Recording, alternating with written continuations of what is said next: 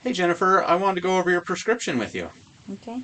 So you've been prescribed Metamucil. It is a mild laxative that turns gel-like and bulks up the contents of your intestine. Mm-hmm. This bulkiness then stimulates your intestine to move out the contents more rapidly. Okay? Okay. When taking this medicine, you will need to add 1 packet or 1 teaspoon into about 8 ounces of cold water. Okay.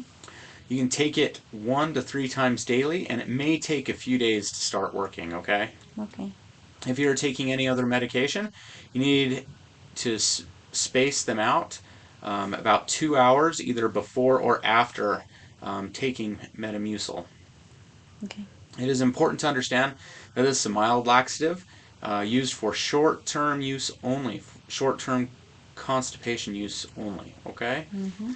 It is important to be cautious about not becoming dependent upon it and to make Mm-hmm. sure you're doing some of these other things like staying hydrated by drinking at least 9 cups of water per day, okay? Mm-hmm. You'll also want to start, if you're not already, we recommend that you're exercising 5 days a week, 30 minutes a day, and eating plenty of dietary fiber, which would include grains, fruits, vegetables, nuts, and beans.